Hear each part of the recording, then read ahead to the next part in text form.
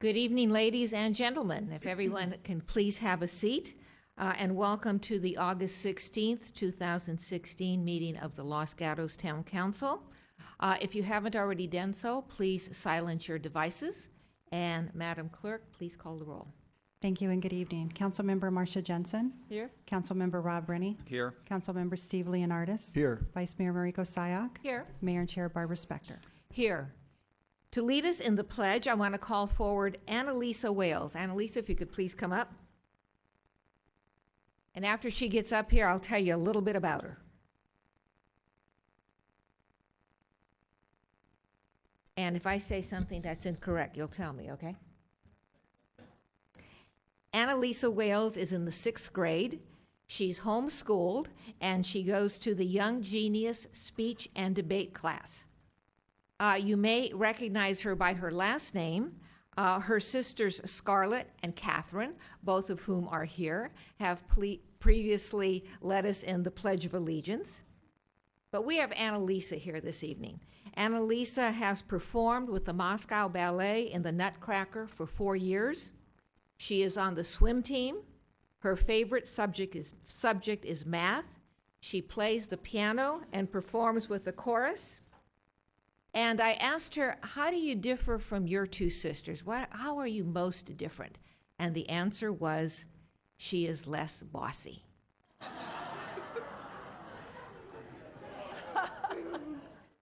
They may disagree with her. So at this time, would you please stand for the Pledge of Allegiance?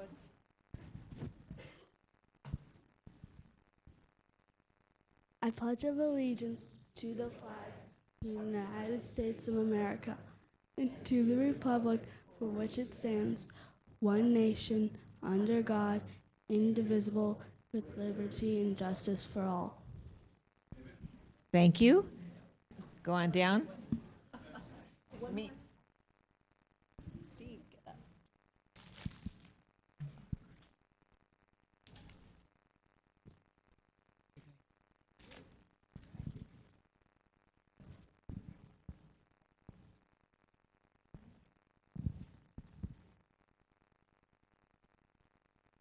Let's give her another round of applause.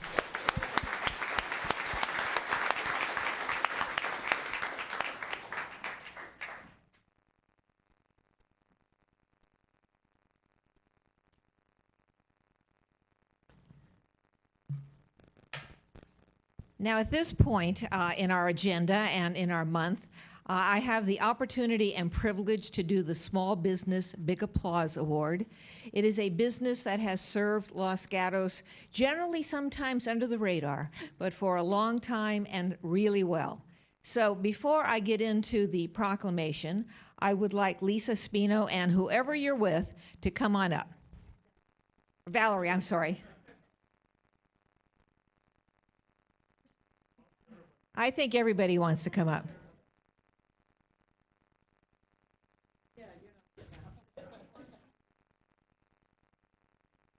All right, let's get some of you on this side, or else my right side will feel lonely. All righty. All right, here we go. And Valerie, all right, and the business is Los Gatos Nail Works. So let's give them a round of applause.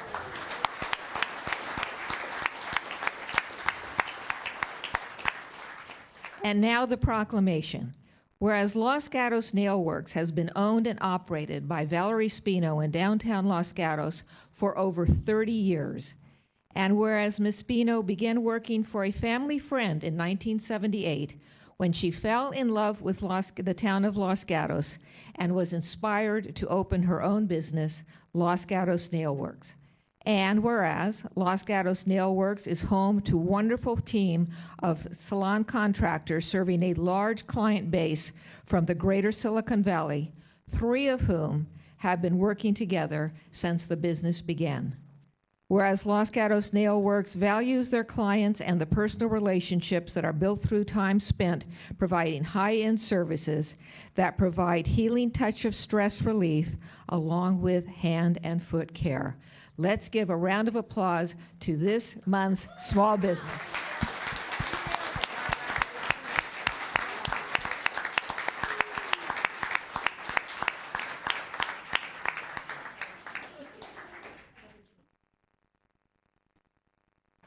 Now, I think you probably have something to say. And if you don't, this group over here does. We're very excited to receive this. When I was first aware of this award, I was a little surprised. I wasn't expecting it, but I was happy, very excited to get it. I just have to tell you, in those 30 years, most of us all worked together. We've been a big family, a big group. A lot of you have seen me. We sometimes sit in the window, the whole group of us. I will have to say it's just my name on the lease, but for the most part, it's everybody here that makes the Nailworks. But I want to thank you all for supporting us and passing by. Thank you.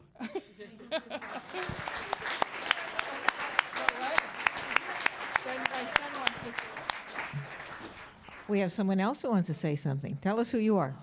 I am Joseph Spino. I am Valerie's son, and I have prepared a little speech. And so,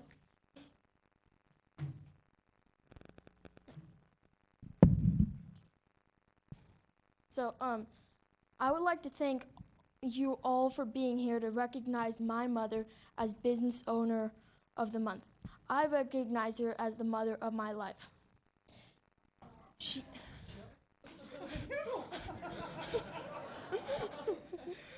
She has been working in the nail business for, as she said, 30 years.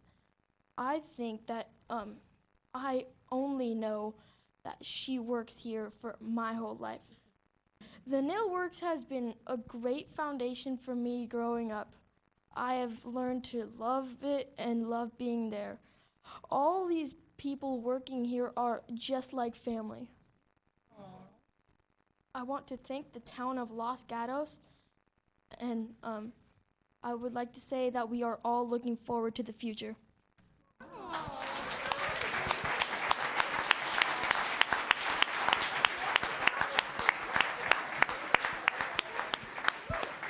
Wow. Well, that was a surprise and a wonderful one. I've got Mom crying there. Thank you all, and congratulations.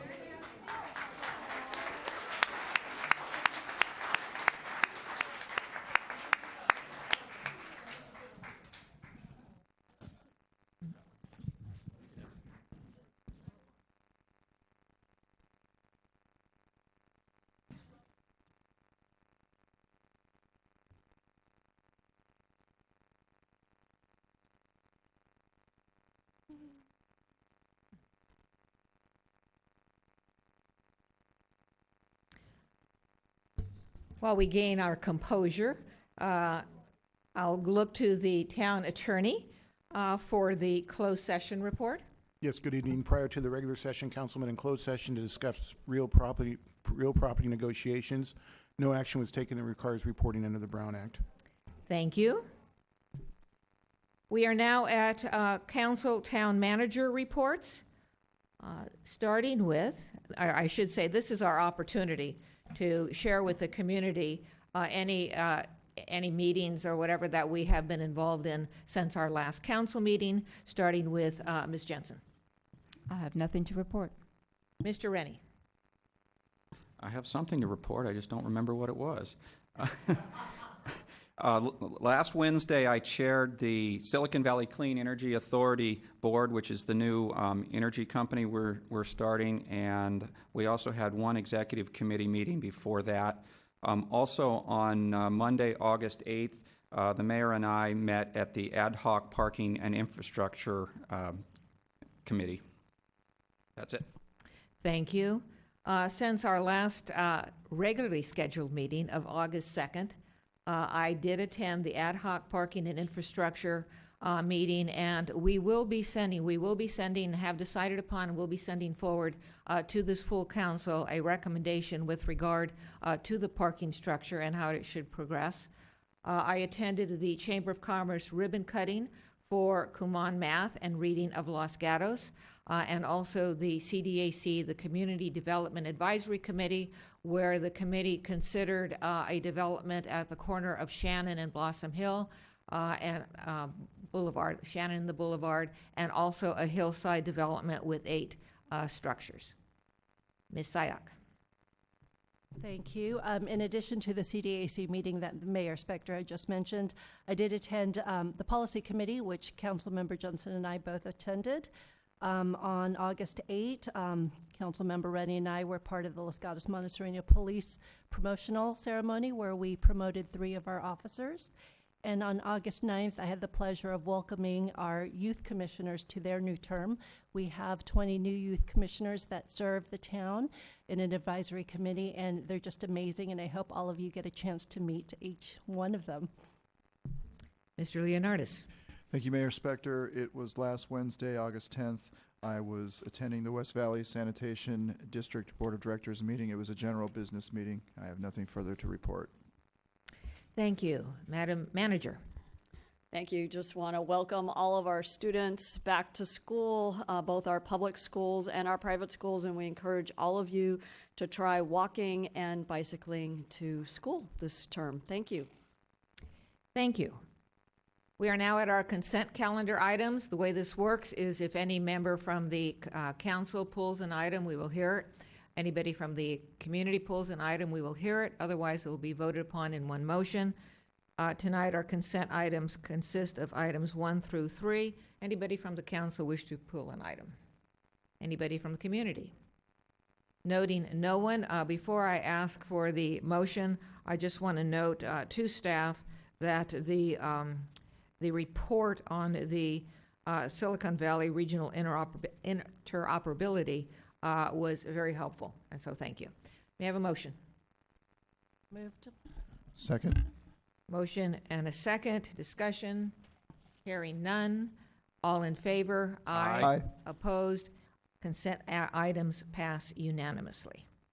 Verbal communications. I don't have any cards, but if anybody wishes to address us on an item that is not on the calendar, you may do so. You have 3 minutes. And I'm pausing here because somebody may wish to address us in verbal communications. They do not. All right, anybody, again, on verbal communications? No one's coming forward. We will now go on to our public hearings. We have one public hearing this evening. This is agenda item 4, Architecture and Site Application S13090, Investing Tentative Map Application M13014, Property Location, southerly portion of the North 40 Specific Planned Area, Lark Avenue to south of Nodden Avenue. Applicant, Grosvenor USA Limited. Property owners, Yuki Farms, ETPH LT, Grosvenor USA Limited, Summerhill, N40 LLC, and Elizabeth K. Dotson and Bill Hirschman. So this is a continued hearing. So before we go forward, I just want to give some process. The way the process will begin this evening is I will ask staff if they have anything further they wish to provide us, any information. I will then look to council and ask council if they have any questions of staff. And after we get through those 2 steps, I will then explain to everybody how we will be proceeding. So starting with staff. Thank you, Madam Mayor. Staff has nothing to add. Do we have questions of staff? I do have one question of staff, but I have to find it here. I was reading the general plan.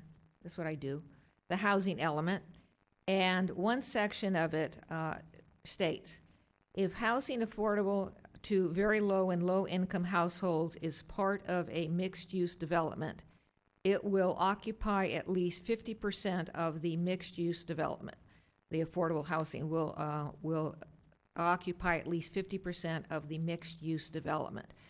So to staff, for the purposes of the application before us this evening, did the lower income housing occupy at least 50%?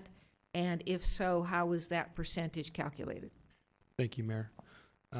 So staff looked at the mixed-use building, which contains the affordable housing for the very low-income seniors, and those square footages were used to determine whether or not it was 50% of that commercial space.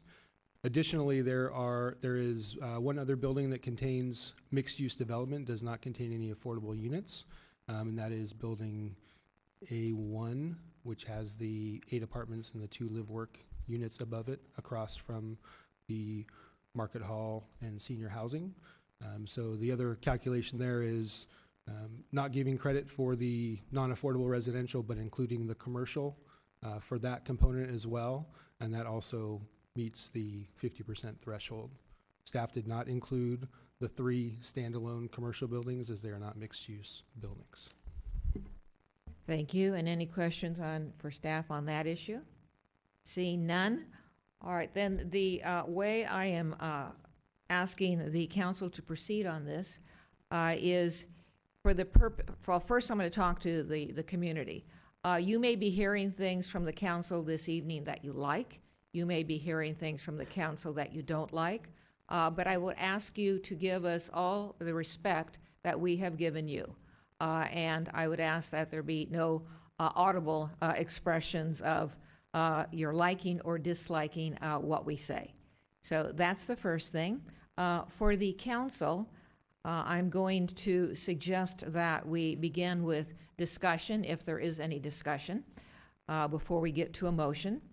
And also with regard to the council, it may be that somebody on the council will say something, and if we were in a social setting, you would just like to ask them a question. Mr. Rennie, what do you mean by that? But as our rules require, everything does go through the chair or the mayor, and so I will ask that we do it that way tonight. So for example, if Mr. Leonardis makes a motion, you have a question about the motion, that's fine, but just state the question and then not directly to him, but just state it, and then we'll see if he wishes to respond or not. Any questions on that? Nothing unusual. That's how we do things. All right, so then let's get to the council discussion motion, since we have no further questions. Ms. Jensen.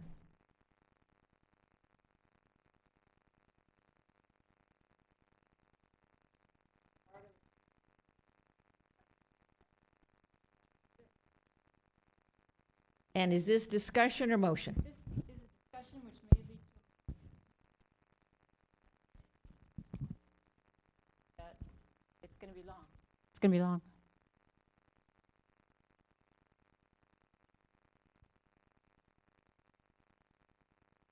So maybe Ms. Lombardo can make that a little bit bigger.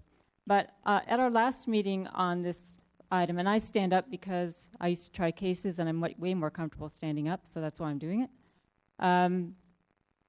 The red outline portion is what I'm going to call the specific plan area. When I started getting involved in planning in Los Gatos I'm not going to tell you because it's too long ago, I was on the general plan committee, and way back then, we were discussing a specific plan for this North 40 area. We discussed it for many years. In 1999, we came up with a proposal which we put together in a nice book, a nice specific plan. It was presented to the council at that time. It had commercial uses, it had office uses, it had no residential uses, it had limitations on traffic. It was pretty straightforward, and it was never adopted. So why would the town want to do a specific plan? Because if you look at this parcel here, it's all trees, there's no infrastructure, there's no streets. If you look at the property around it, you see all the streets, you see how it's configured. It makes sense to plan for a particular area. That's what zoning is all about. The specific plan is a zone. It is zoned in different districts. Just like the Almond Grove is zoned residential, this specific plan is zoned for particular areas, for particular uses, with the idea that it will be developed over time. When the Almond Grove was zoned residential, no one dropped all the houses in at once. No one planned for the houses at once. Those houses get evaluated per the zone, and you have a right to build your house in that zone. So every time you hear the by right development, it means if I'm in a residential zone, I could build a house. So there's a specific plan area. And so if you could show me the next slide.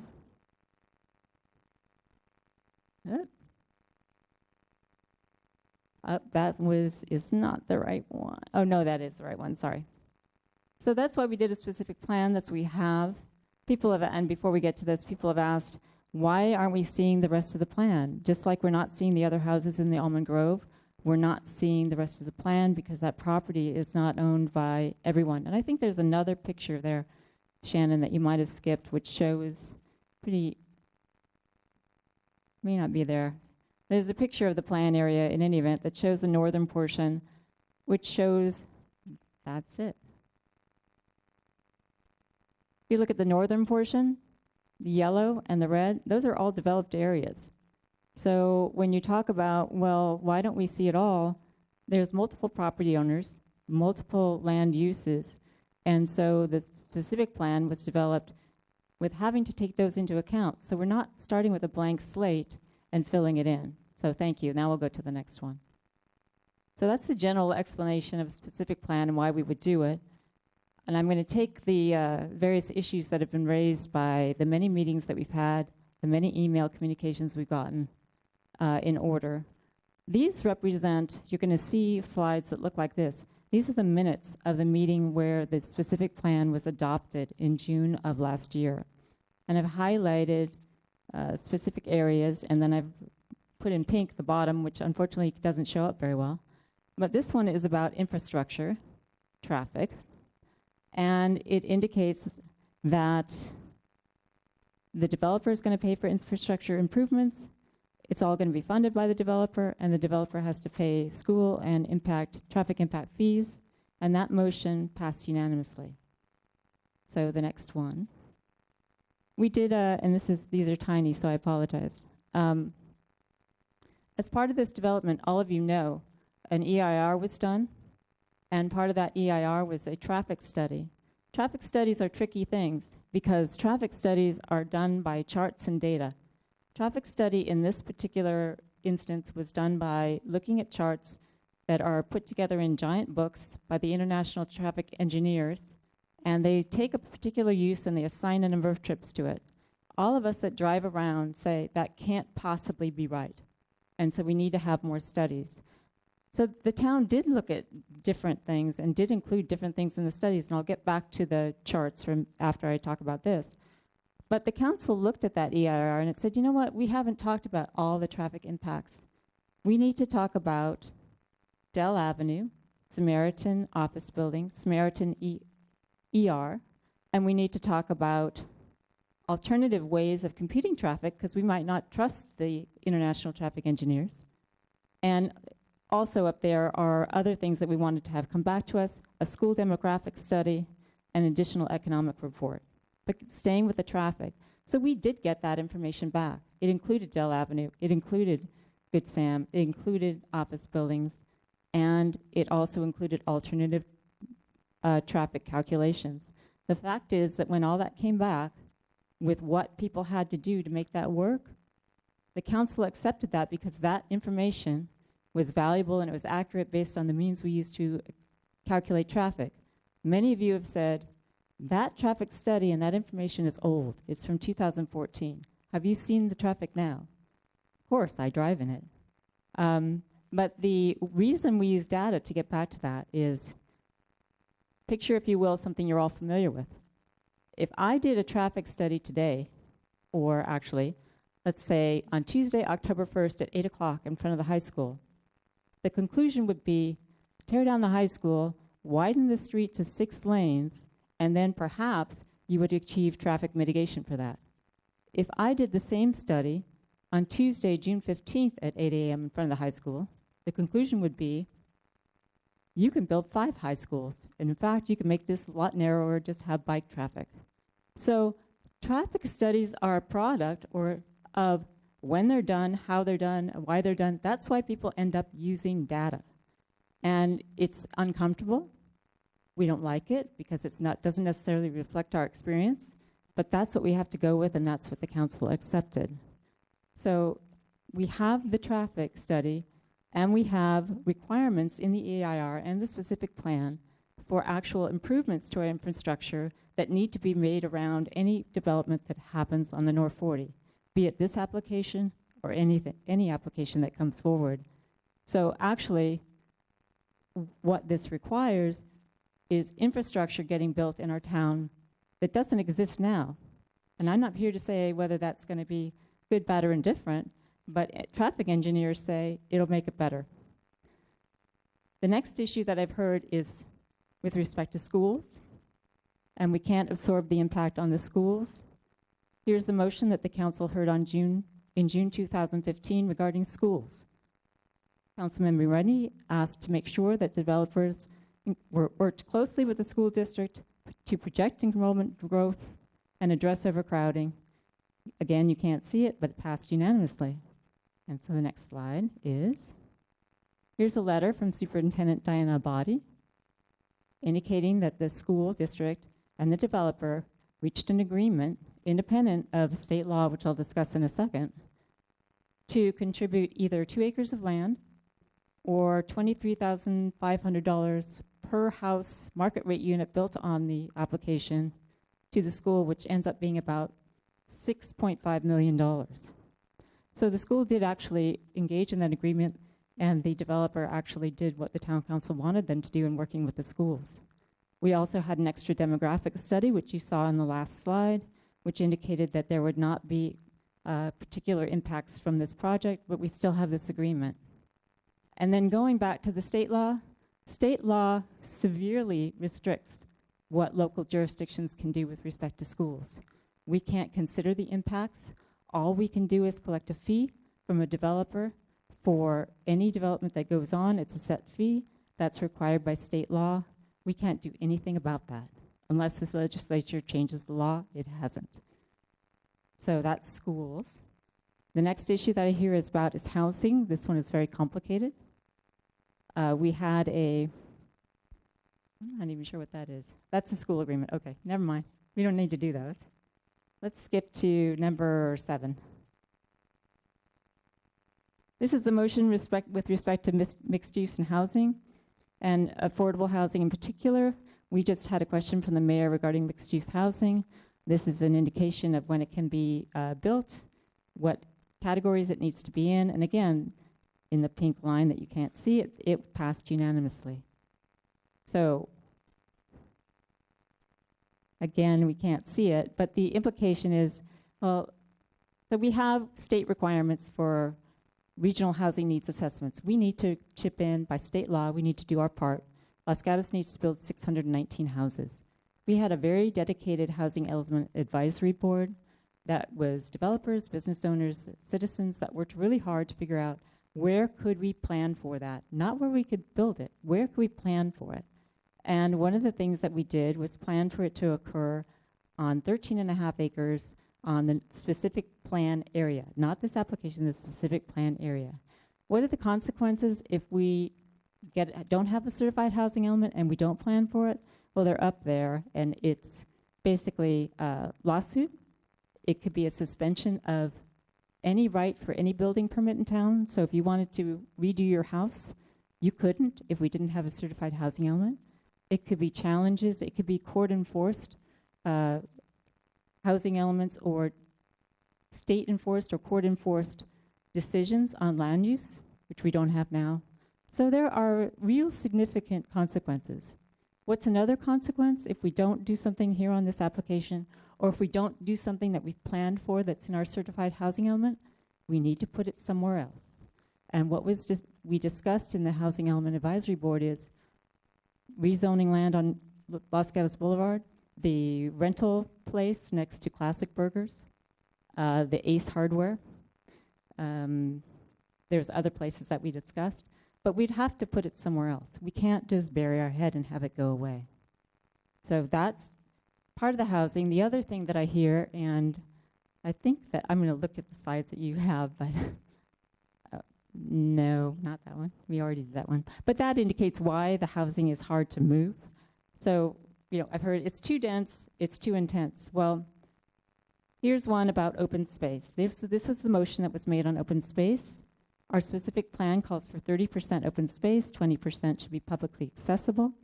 And we actually opted to use communal open space rather than private. That motion passed unanimously. As we heard, I know you all are following this very carefully, at our last meeting, we have limitations, again, state law limitations on what we can do, what we can't do. We can't require a park. We can't require more open space. We can require what's in our plan. Our plan requires 30%. And finally, I'm going to get to the economic. Oh, this is one about a motion regarding drought. Many of you said, well, we need green open space. And by that, I think you mean lawns, etc. We made a motion that we need drought-tolerant plants and a water-efficient landscape ordinance. Lawn doesn't fit in there. The trees do. Again, that passed unanimously. And now our downtown economics. And again, I've got pink. This is the only place where the council disagreed. When we got to the end of the meeting, there was a motion made by now Mayor Spector to include a chart in our specific plan limiting the square footage of commercial space, and without specifying numbers. That motion failed. Another motion was tried. That motion failed. But the motion that did pass included not putting a table in, keeping a maximum number of commercial space, and requiring that any person that comes in and applies for commercial open space needs to present an independent economic study about the impact of that space on the downtown. Vice Mayor Seok then added a condition that not only did it need to do that, but it needed to go back to our Conceptual Development Advisory Committee for public input on the impacts of that space. That passed 3-2 with Councilwoman Spector and Councilwoman Leonardis opposed. And then the only other motion on the economics was a comparison of conditional use permits to the North 40 and downtown. Again, that passed, or the first one failed. The second one, not to do that, passed again 3-2 with Councilwoman Spector and Councilman Leonardis opposed. With respect to the economics of downtown, we've had 3 independent studies. One that was done for the EIR, a second that was done pursuant to a motion before the EIR was certified in 2014, and a third that was a supplement to the Planning Commission. And so where we are now is we have a specific plan, which was, we moved to adopt it in June of 2015. Again, that passed 3-2. And as you saw from the motions that were made, the opposition was basically for downtown economics. And the split on the council on downtown economics has gone beyond this motion to whether to retain formula retail, whether to allow outdoor seating, whether to allow entertainment. And what I would say to the downtown business owners is competition is good. Rather than trying to build a wall off to other people, work with your council to make the downtown the best it can be. Work with us to deregulate so that you can compete on an even level and make our downtown greater than it already is. The next thing I wanted to talk about was look and feel, and the only thing I'll say about that is beauty is in the eye of the beholder. Some of us might not think of 3-story Mediterranean with white Mediterranean with red tile roofs would blend well in an orchard or look good from the freeway. I was actually in Yountville this weekend, and I visited a place that was built on a winery that was owned by an Italian family who had lived there forever. And the place that was built had won all kinds of architecture awards, had a plaque up to honor the family. Its architecture looked like this. It was flat roofed using reclaimed wood and steel. It had a meandering path with, believe it or not, community gardens on the side of it. It had artwork, and it fit that space in Yountville. We can all disagree about that, but that's a subjective standard. So this council is going to have to decide whether that matches or not. I only have, bear with me, I've just got 2 more things to say, or 3 actually. So litigation. Lots of you have said, don't worry about litigation. We'll deal with that. Unfortunately, Mr. Schultz said we shouldn't worry about that. I happen to think it's irresponsible, being a lawyer myself, not to consider litigation and litigation risks. and the cost of that litigation. I wouldn't do that as a steward of the town. I need to think about that. Litigation is expensive, and we need to know what the risks are. And frankly, being a lawyer, coming from a family of lawyers, if I get a letter from a lawyer that says, we reserve our rights to do X, Y, and Z, that's a lawyer doing their job. That's not a lawyer bullying. Bullying, and I'm sorry, but I'm going to have to do this. Bullying is being called a murderer in a town council meeting.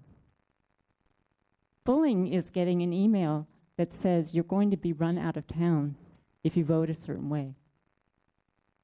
Bullying is getting cars broken into and trashed. Bullying is tagging a sign next to a freeway. That's bullying. And for me to stand up here and say what I'm saying, I recognize that there are going to be personal consequences to it, but I have to be courageous enough to stand up to that and do what I think. Some of you have said, well, you were hired to do X, Y, Z. I think I was hired to be a responsible steward for the town. And I think that where I'm going to end up on this is what I think that is. And where I'm going to end up is many of the communications we've gotten are pitting developer versus town. And what we're forgetting is the Yuki family. The Yuki family has lived in Los Gatos since the 1940s. In the 1930s and 40s, Takeo Yuki bought some land in the Salinas area and started an iceberg lettuce farm. He developed that into the most successful Japanese farming operation in the area. In 1942, Takeo Yuki and his family were interned during World War II. They were fortunate enough that they had a white male business partner who was able to keep that property for them during the 3 years that they were in a concentration camp. Mr. Yuki could not farm anymore, so he became a cook. When they got out of that concentration camp, they had property, but Salinas was not friendly to Japanese at that time. So they bought land in Los Gatos, a welcoming community, someplace where they could go and start their business and put down roots for their family.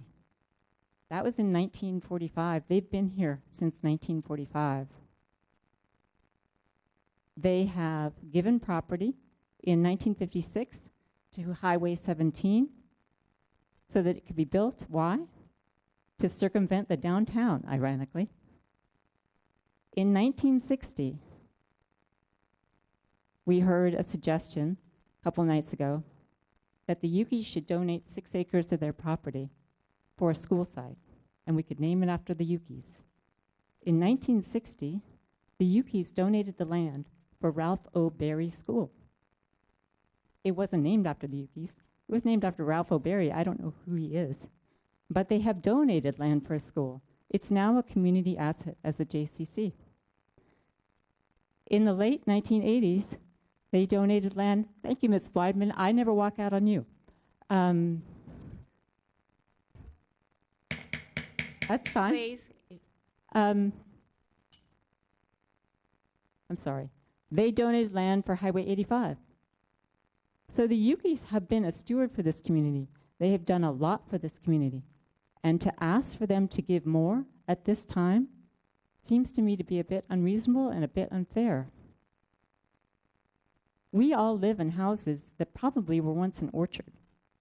We all expect to be able to dispose of our property. We spend time in the Planning Commission and we spend time in the Town Council figuring out how property should be used, how it can be used, but we try to be fair. We don't really say, no, you can't. We figure out how to do it. That's why we spent time since 1999 figuring out how to do the specific plan. And I happen to think that it's the right thing to do for the town. We are getting an infrastructure improvement. We are getting various other, the school is getting an agreement. But some of you have said, well, what will your legacy be? And I don't know what my legacy will be after tonight. It's probably going to not be too pleasant. But for me and for my children, by the way, my son works in Los Gatos. He cannot afford to live here. He rents a house with 4 other people in Almaden because he can't afford it.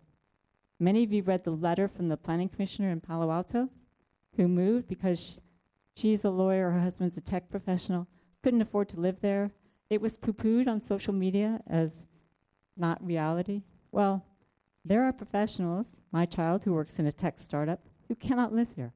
And the fact is that a $900,000 house in Los Gatos is really cheap.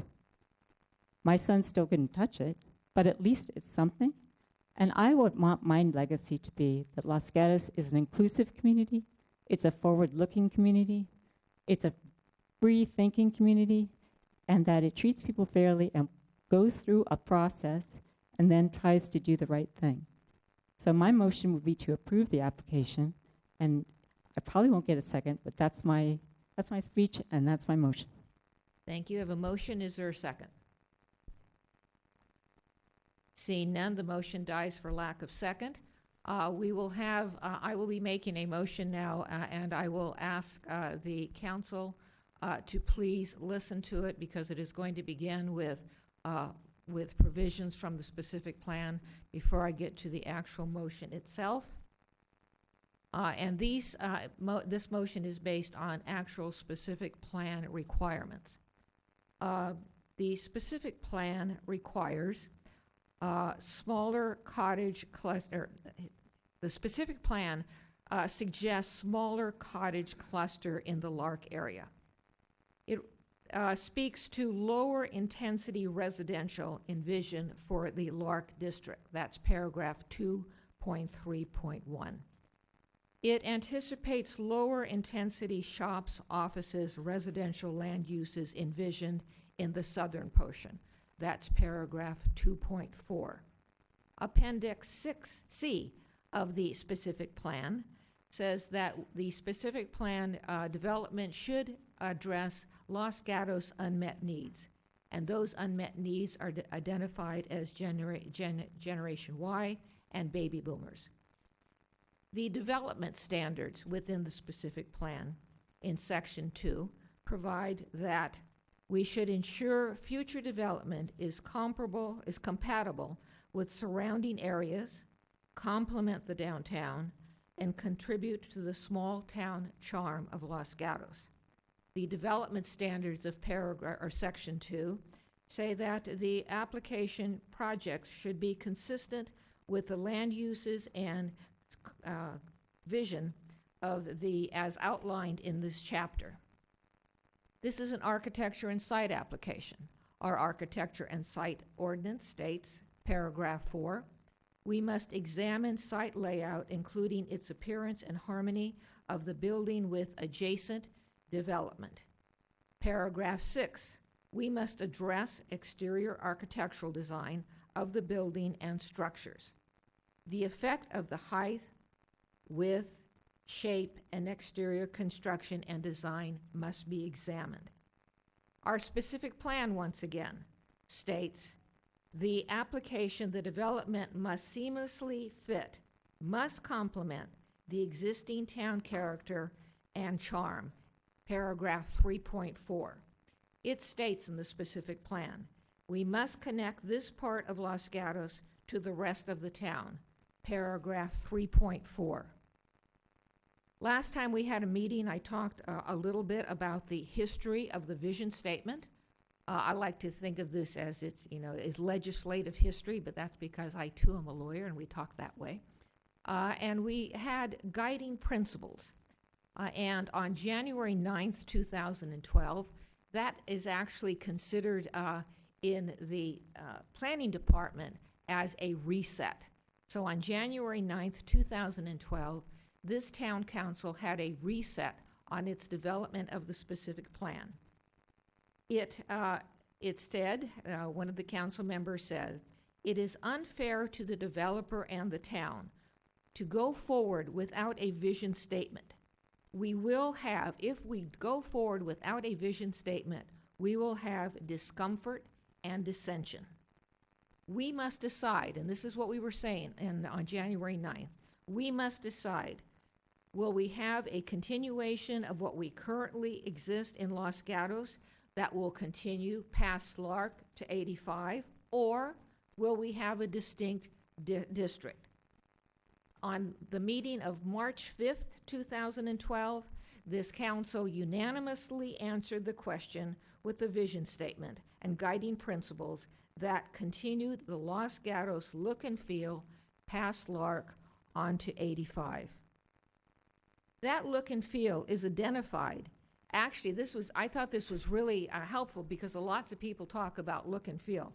This look and feel was identified in the applicant's Exhibit G to their attachment 17, I believe it was. And they talk about a blend of elements, a variety.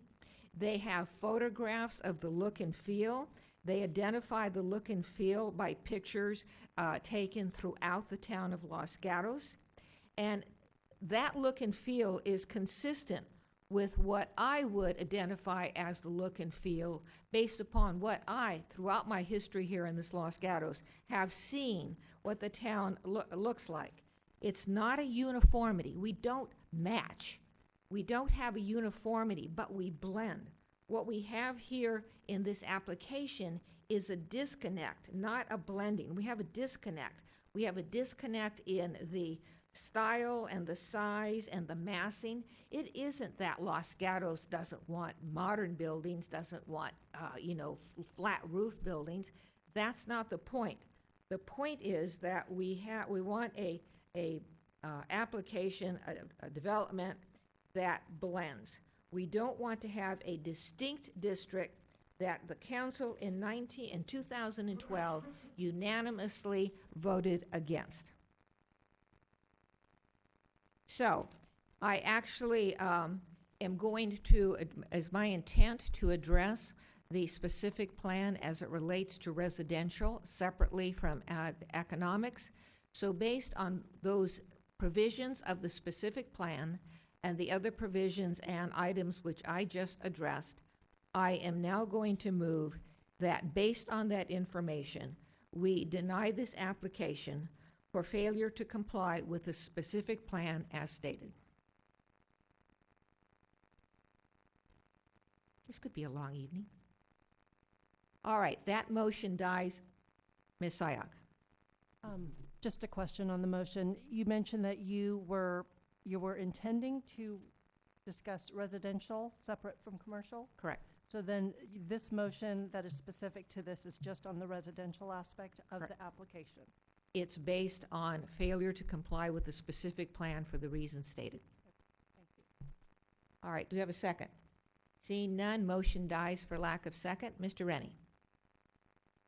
Thank you, Mayor Spector, and I want to thank Councilwoman Jensen for the courageous going first and the history of the whole thing. So I'll frame my thoughts here, but with a bit of a long story.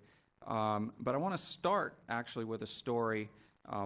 Shortly after I got elected, I met with Supervisor and former State Senator Smitty, and he asked me to lunch. It was kind of a give advice to a newly elected, and I told him I was looking forward to getting out into the community of Los Gatos, meeting people, learning about their problems and concerns,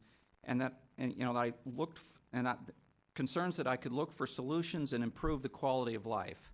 But I told him my biggest worry was, how do I make a decision when there's many people on both sides of a passionate issue, and whatever decision I make will make some people unhappy.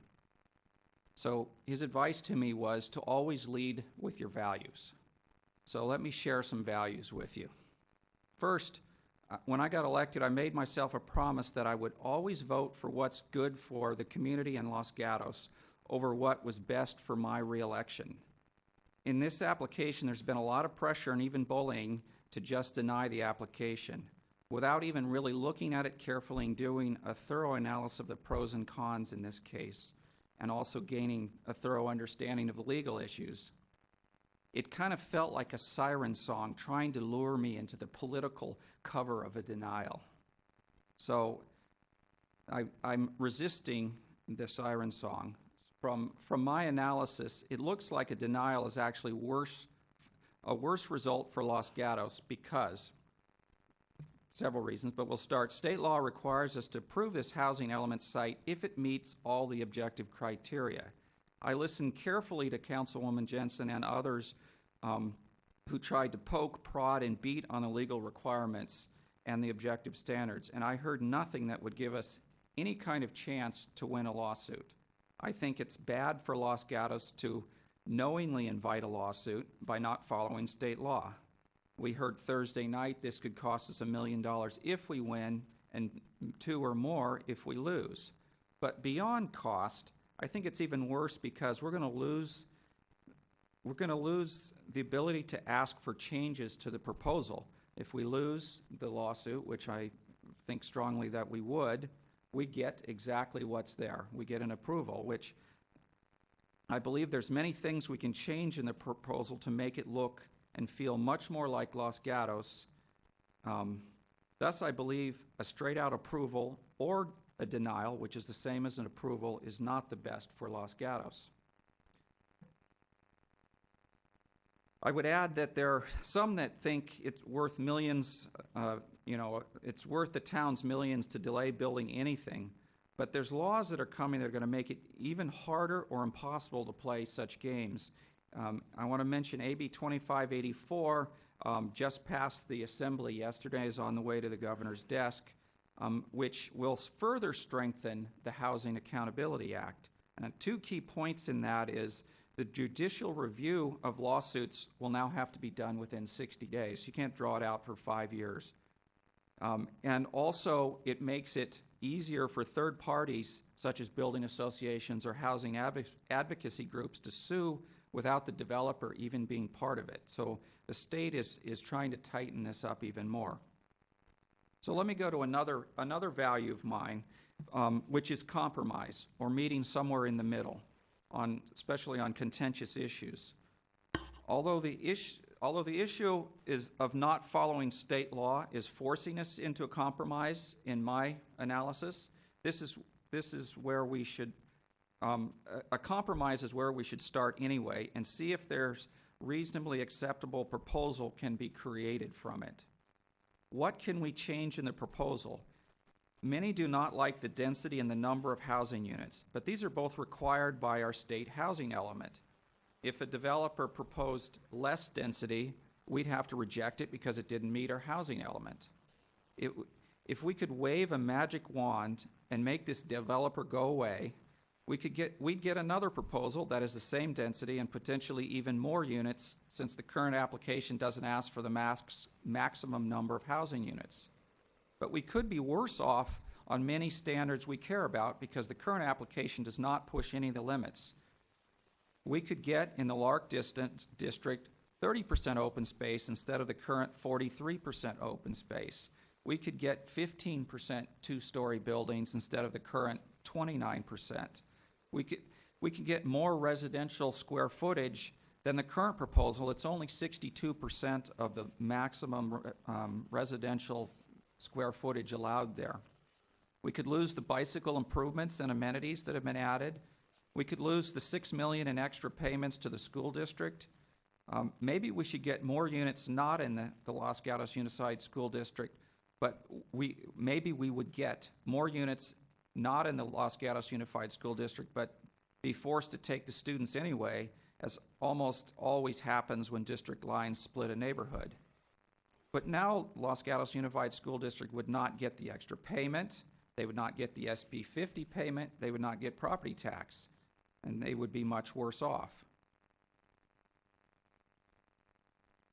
And since we cannot make land use decisions based on schools, we'd be stuck with whatever situation, a worse situation for the schools without being able to deny it because it's worse for the schools. Another thing to remember is that this application is required to put in traffic improvements to offset the maximum possible build, or at least most of the improvements for the maximum possible build on the North 40. Thus, if we approve Phase 1, there will be significant net improvement in traffic. I know people won't believe it, but at least until Phase 2, or the rest of it is built, it will actually be a net positive in traffic. So again, I think there are many things we can change to make this application much better without taking the high risk of getting no changes and paying dearly for it. So I'd like to give my list, if I could, take a little more time, if that's all right with the mayor. And I'd add one more value here. Another value of mine is seniors. Service for seniors is very important, along with housing and even low-income housing. Some have belittled the low-income senior portion of the project. And if I could tell another story, when I was campaigning, I was knocking on doors in a neighborhood off of Los Gatos, Almaden, kind of bounded by Carlton over there, and I knocked on a door, and there was an older lady in a duplex, and she was telling me the story about how she'd lived in Los Gatos all her life, and she didn't have any family to help her, and she was running out of money, and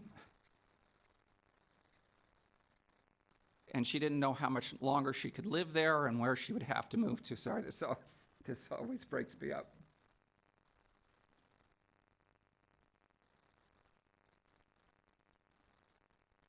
So she cried for 10 minutes while I stood in her doorstep. So I told her I would always remember her need. So let me recover from that story, sorry. So let me go to my list of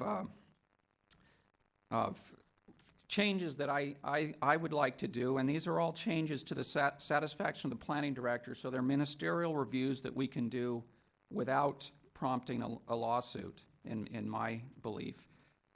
First, I'd say views are an important value to Los Gatos. So I would say that down the streets, looking to the west, that we replace. So these are the streets that are running towards 17. We replace a few of the trees in that Highway 17 screen with a shorter variety of tree. Again, this is to the satisfaction of the planning director to work this out so that there's a chance to keep some of those views. Second, I would change the Highway 17 screen type of tree from these 65-foot trees to an evergreen that is something in the 40 to 45-foot maturity. Again, planning director to approve this. I would plant the Highway 17 and lark screen trees, so we're on 3 here. Screen trees as soon as possible and before the first building, as is feasible, ensuring that the survival of the trees during the construction. So basically get these trees growing as soon as possible so that we can get the site hidden. So all of these kind of go to, well, view quarters, but also this value we have in Los Gatos that when we drive down the highway, we want to see trees and we want to see ridges. So by lowering it from 65 to 45, we won't wipe out the ridges, and by getting trees planted sooner, we can see more trees and less of this project. So number 4, I would say that the applicant work with a consulting architect to change the architecture of Market Hall and the surrounding commercial buildings to choose materials that are less like this cold steel and glass and more, I think the words I've heard are materials that age or that kind of blend a little more with the farm setting and probably even blend better with the materials that have been used on the housing units, the wood and the metal.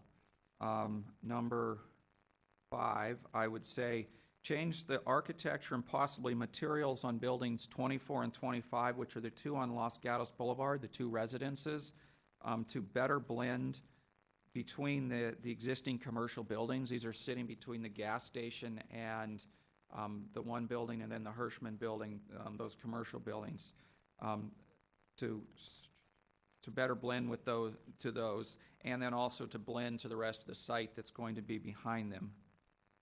Number 6, I would say change the flat roof row house elevation A style to this Spanish or Mediterranean style that the developer showed us they had available. So we getting some Spanish into this, that what they showed seemed like it would also blend together with what's there.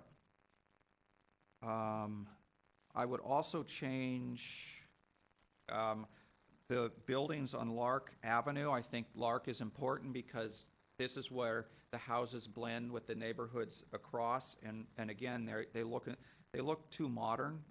They maybe blend with the Netflix building, but not really with the neighborhood. So I would say change buildings 1, 6, 12, 18, and 21 to either Spanish or Craftsman. And again, the applicants showed us that they had some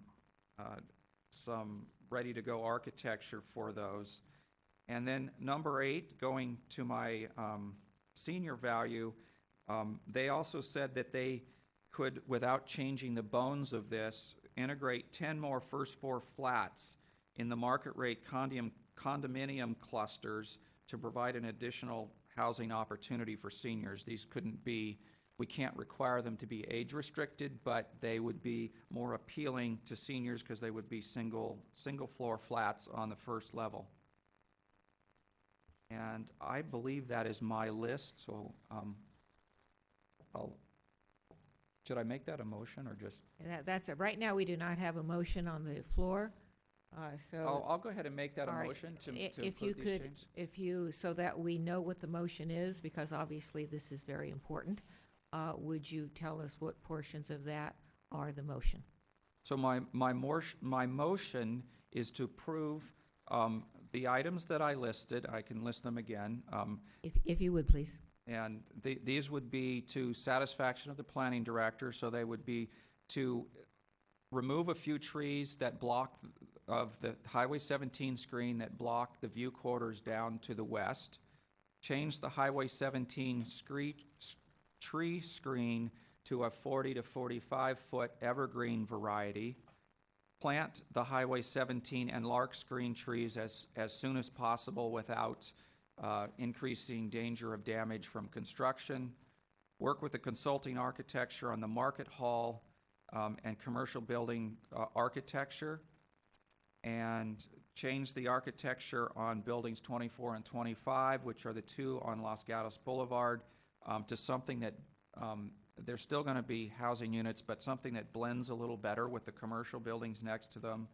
Change that all of the flat roof row house elevation A styles to a Spanish or Mediterranean style. And change the Lark building architectures, buildings 1, 6, 12, 18, and 21 to Spanish or Craftsman.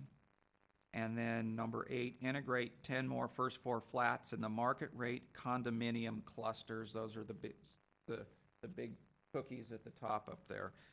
They had units that faced away from the highway that would be ideal for that. That's my motion. We have a motion. Do we have a second? Ms. Jensen? I'd be prepared to second the motion. However, I'd like to ask the maker of the motion if he would consider making some changes to his motion. I would consider. I'm all for compromise. Okay, wait a minute. This is what I mentioned at the beginning. No question, sorry. So, Ms. Jensen, if you could just I will. make your suggestions. I will. So as a potential seconder, I accept the replacement trees, the tree height, and the planting of the trees prior to the buildings. I accept the changes to buildings 24 and 25, and I accept the change proposing 10 more first floor flats for seniors. What I would propose be changed are those suggestions from Mr. Rennie, or those things included in his motion that refer to architecture. And rather than specifying a particular style, for example, Spanish style or no flat roof or the other specifications that are listed, I wonder if Mr. Rennie would consider making that change to be have the applicant work with the consulting architect to develop alternative styles to the satisfaction of the planning director.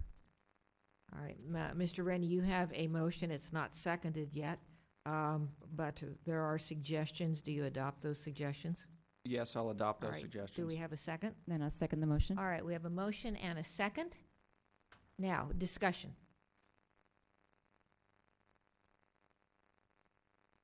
Well, I will weigh in on this a little bit. When the maker of the motion was first discussing basically the foundation for making this motion, he was talking about what does one do when there are people on both sides, and it's difficult. And quite frankly, there's almost always people on both sides.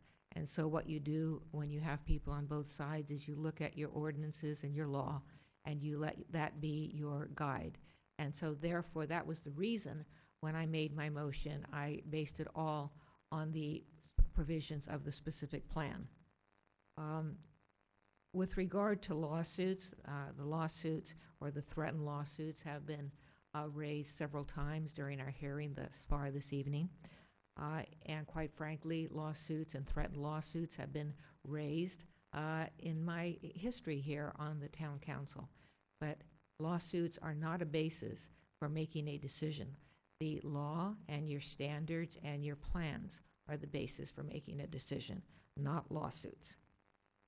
Further discussion. Ms. Jensen. Just some further discussion, and then another request for an amendment to the, I guess I can't request that, so I'll make it a second motion, depending on what happens with this. But lawsuits are no part of my decision. I think that we have complied with our specific plan, which is the ordinance now and general plan and zoning of our town.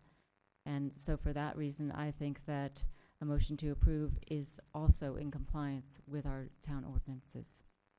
With that, I have previously seconded the motion. Further discussion. All right, Ms. Syak. Okay, so this is a rather difficult decision, I think, for all of us, as you could probably guess by the many questions, many comments, many hearings that this has entailed. But I think what's particularly difficult is based on what everyone has said. I agree with Councilmember Jensen, I agree with Councilmember Rennie, I agree with Mayor Spector. The issue is, how do you craft, whether it's a motion or a decision, that encompasses the direction you want for us to move forward? Overall, I'm always trying to look for the compromise. So the difficulty I have in this particular motion is, when we have asked for these changes in the past as a planning commissioner, as a council member, I've always wanted to see what it is I'm approving. And with the project so large and so controversial and so visible as this, I have significant reluctance in just saying, okay, and I'm going to hope for the best. I have utmost respect for our staff. I think they would do this, but I also don't think it's particularly fair to place the burden of all these hearings onto their decision as this moves forward. That's my biggest impediment. You know, we talk about our values, we talk about our wish list. Frankly, I wish I had more time because I do think there are some very positive attributes of this project that we have been able to reach based on the many years that we've been working on this. Whether you like it or not, this will be developed. And there are some very positive things. I think they've been enumerated. I think I need to mention it again. The traffic improvement on Lark and Los Gatos Boulevard has not occurred, and this is a way for us to do that. The community gardens, I'm a big believer in, and that's something that will significantly retain the agrarian history of that area. There's many areas that we can look towards, but unfortunately, the sheer size and complexity of this project just makes it difficult for many people to look towards the positive. We talk about our values. I mentioned in the last one, this evolution of thinking. I am a big believer in that we need to help address the housing crisis in our area. That was the biggest reason that I approved the housing element, one of the biggest reasons I approved the specific plan. I'm totally committed to that. But again, as I mentioned last time, I just don't think that our commitment to build 270 units has to fall on the 20 acres. That's the biggest area where I'm stumbling at. And that's the biggest reason I can't support this moving forward. Now, We talked about the where is it in the specific plan that says that? Well, where does it say that the 20 acres have to be the area for it? And if you are looking at the intent, which I also discussed, Public Policy 101, the intent, as we were discussing housing element, as we were just discussing specific plan, there was an intent, at least on my part, that this was going to be spread out in a fashion so that it would seamlessly blend with Los Gatos. Do I have the architecture and the plans to do that? No. But do I know that this is it? Also no. And so with great reluctance, I can't support this current project. Again, there's so many attributes, and it's not a us versus them. You know, this need to find a villain out of all these many years of working on this, it doesn't have to be there. We're trying to provide housing for people. And when we talk about controversial projects, I remember Netflix, and I remember so many people that said, our community, our character is not, it's not, you know, we don't define it by the buildings. And that was a project that was looking at 85 feet. We define our character in our small town by ourselves. And so the fact that it has gotten so nasty, that's an awakening that if we don't want for this project to fail from the outset, we have to do a little bit more to make sure it's something that we can stand behind. And at this time, I just don't think this is it. Further discussion? Mr. Leonardis. Thank you, Mayor Spector. By this time in the evening, you're probably looking at me and saying, hey, that guy's the swing vote up there. And it's always the position that a council member may or may not want to be in. First of all, I want to thank everybody for their extensive writings and participation in this community process. As you can see, there are 4 council members up here who have spoken so far, and there's a lot of emotion. There's a lot of pressure on us to make a decision on behalf of the community. There has been talk about legacy. There's been talk about what's best for the housing, the people of Los Gatos in the future, the traffic, all these things. And this project can solve problems. It can create problems. We've heard from both sides. For me, the difficulty I have moving forward at this point in time is we've received significant feedback from the community. Some of that feedback that I want to bring to light was about the existing units on the property that were occupied by renters. There were 16 of those units, and they were available to low-income applicants, or low-income residents, I should say, and those don't appear to be replaced per se, other than in the form of senior housing. That senior housing is limited to residents that are 55 and older. So I'm not sure of the direct replacement, even though there will be 49 low-income units, how that comes into play with other things that are tied to it, such as the density bonus. There's 3 individuals that spoke at our public hearing, also submitted written correspondence that have brought up points that give me a pause going forward this evening with any kind of a decision until I get more information on these topics. One of them was a guy named Jeff Eisenbaum. He spoke about the grading, and I thought that his presentation was something very unique, very, how can I say it, not the kind of, a lot of us come in with a lot of emotion. There's parents who worry about school overcrowding, there's people who worry about the traffic, those kinds of arguments. There's people who worry about the look of the property. But these are points that I'm bringing forward that if there were to be any kind of litigation, which I pray there isn't moving forward, but I want to get resolve on these things in a way to avoid a potential litigation. Because litigation isn't good whether it's brought forth by the community or the developer. It just, as Mayor Spector mentioned, she's been a part of that ever since, you know, she's been on the council, and I, in my career of 6 years, have witnessed it on a number of occasions already. So, you know, looking at some kind of a compromise going forward, I think these points have to be clarified. So one was the grading. issue. Another was a letter presented by a gentleman named Peter Dominic regarding the density bonuses. He brought up a lot of good points, and those points could affect the overall amount of units throughout the course of the project. And last but not least was Angelina Dorner brought up the existing rental units and how the elimination of those with the replacement of with the senior-only housing might affect density bonus law and all these things. Now, I know the developer and Mr. Faber, the attorney, presented a good case last time and what their interpretation of those laws were and the density bonuses and the grading and such. But I'm still not satisfied after receiving even more correspondence from the community that we have all the answers on these things. This could adversely affect the number of housing units in this project. And to me, I think we really need to nail down that number before we start talking about where the housing will go, what type of housing it will be, and what income levels will be in those housings and those types of things. So I, at this point, want this to be very well vetted because this could be the basis of litigation or something moving forward, and I don't think we have all the answers. I think if we as a council voted this through this evening in some form without having this information, inevitably one side or the other could bring litigation, and these points could come up again, and it would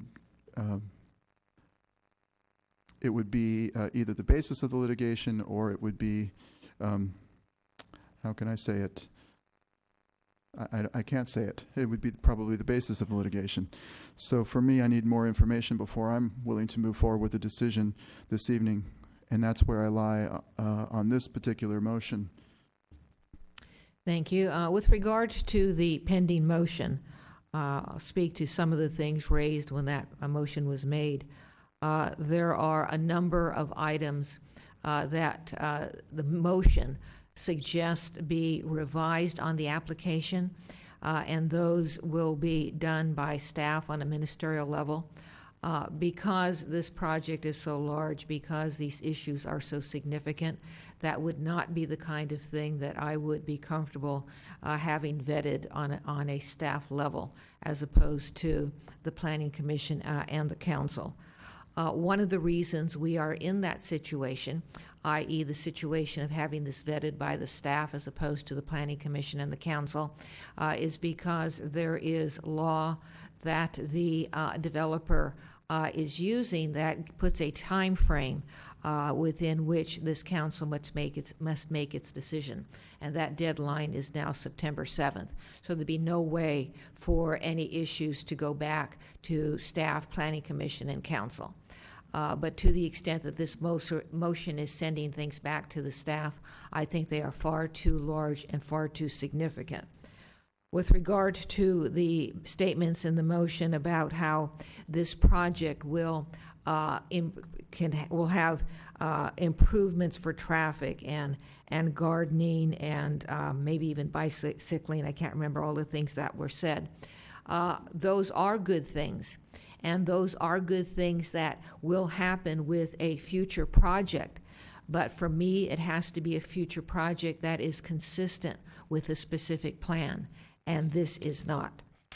And lastly, with regard to housing, yes, there is a push by government entities at various levels that the town and other cities provide affordable housing. But the reality is, in this application, we're getting 49 below market rate units for seniors. That's great. But the remainder of the units, the hundreds of the remainders of the units, are going to cost, we were told today, somewhere between $900,000 and $1.5 million, that the person who buys it is going to have to be able to put a 20% down payment, and is going to have a salary of something like $130,000 to $200,000. So we are asked to face a burden of density and intensity and traffic, but we're willing to do it, or at least I'm willing to do it, if we could get more below market rate units, but we are getting relatively few and we are getting a lot of expensive homes. Further discussion on this motion? All right, we have a motion. It is seconded. All in favor? Aye. Opposed? No. No. And I'm going to have a show of hands. All in favor? Okay, Mr. Rennie and Ms. Jensen, yes. And let's raise the hands on no. Mr. Leonardis, Ms. Sayak, Mayor, no. May I have another motion, please? Mr. Leonardis. Not prepared to make a motion at this time, but I think what I'm hearing from the discussion is we have a council that has two different points of view or more, and we have a council that has brought up points about compromise moving forward, changes to the specific plan. We have somebody who's looking for more information to make sure that we dot all our I's and cross all our T's moving forward. I would like to see a third-party opinion of some of these things that could become legal issues, because again, I don't want this thing to end up, it's not beneficial to the community or to the developer if this ends up in a protracted legal battle. Therefore, I think we need to get this information up front. So for me, I hear compromise, I hear more information, I hear, that's what I hear. Thank you. Motion?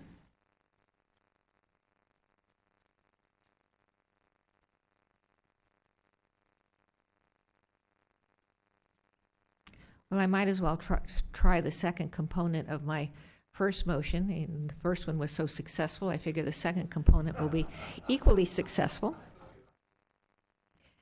And again, this motion will be based on the specific plan and express provisions of the specific plan. The specific plan paragraph 2.4.2 requires an applicant to do an economic study to assess the economic competitiveness of the application vis-a-vis the downtown. The specific plan includes Appendix A, which is a marketing study. The applicant's Attachment 17, Exhibit 7, attempts to address the Planning Commission's motion. The Planning Commission, as part of its motion to deny this application, referenced the fact that the economic study provided by the applicant was inadequate. So when it came before the council, a new Attachment 17, Exhibit 7, was provided. That economic study failed because, first of all, its center of opinion is that the North 40 does not have a leasing advantage. That leasing advantage opinion is not the kind of information our specific plan was addressing. What we were looking for, and also the specific plan, the application did not address what the 26,000 square feet of commercial will be other than the market hall. The economic study did not address the town's identified commercial leakages, which included general merchandising. It did not address the identified need for 10,000 square feet or above of commercial units. It did not address the new office and hotel uses, which were suggested. And it did not address the number of commercial units by square footage, i.e. X percentage at a certain square footage. So because of these deficiencies in a mandated requirement of the specific plan, I'm going to move that we deny the application. Is there a second? Mr. Leonardis. I'm not prepared to second that motion, but what I hear you saying is that we are lacking information, and I'm looking for information. I don't believe... Mr. Leonardis, I'm going to cut you off there, because if I don't have a second, we're not going to have discussion. So do I have a second? Seeing none, motion fails for lack of second. Now we can get into discussion. Mr. Leonardis. Thank you, Mayor Spector. So I, being one of the two that voted based on the economics, which was eloquently pointed out earlier in the presentation, not being exactly, we were trying to look at things like CUPs in the North 40. We were trying to look at square footages of businesses. That was where, when we were making the motions last time, it fell short for me and I voted no in one of the categories. So what Mayor Spector just brought forth was, in my opinion, a request for more information, and I would be in support of that request, as well as the items I mentioned earlier, and I want to elaborate on that a little bit. Again, we hear the developer's point of view, we hear the public's point of view about things like density bonus and how many units you're entitled to, and who can live in those units, whether the units are occupied by persons 55 years or older, whether those count, whether the existing below or low income or rentals on the property should be applied towards below market price units, and whether that meets the intent of the town of Los Gatos' ordinance regarding the below market price units.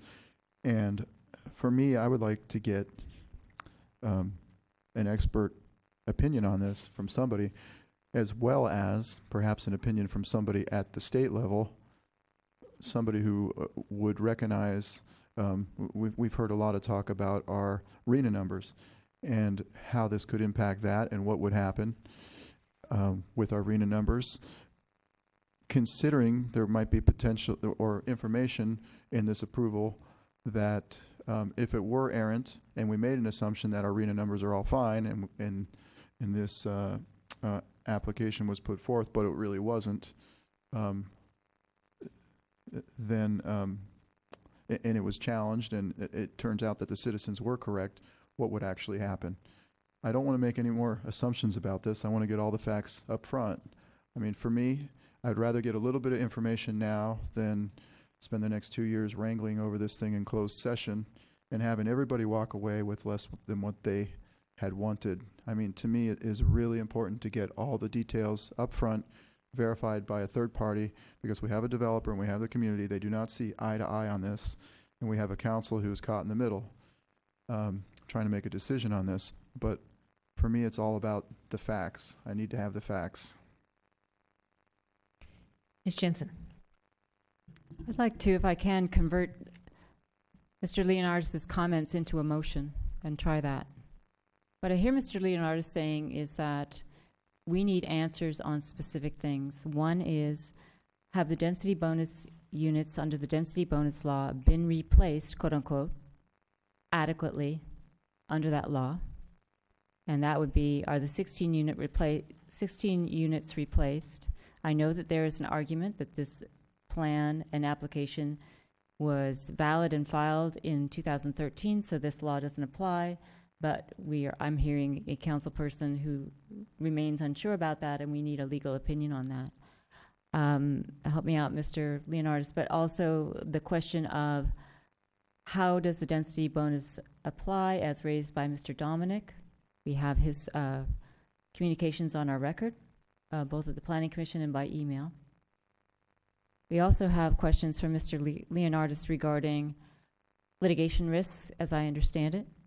That could either be a confidential memo from our town attorney or a closed session, so that we understand that depending upon which action we take, what does our town attorney believe the ramifications of that to be? The other piece of information is, how does this application comport with our RENA requirements? Do we need to supply additional low income? Do we not? What gets credited? What does not get credited? How does it get credited? And finally, economics. I don't actually have a question about that, but I understand that there's a dispute about the 3 studies that we've had. And to me, whether leasing is included, whether hotel is included, whether office is included, all of those were included in the original EIR. The council just has a disagreement. That doesn't mean that there's a factual error on one side or the other. It means that there's a disagreement about how to proceed and how to best help our downtown and how to best to create competition. But I hear Councilman Leonardis want more information on economics, so I'm happy to include that in the information we get. In support of the motion, we have 2 more scheduled meetings on this.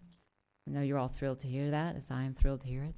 On September 1st and September 6th. Seems to me that we can get that information back by hopefully the September 1st meeting.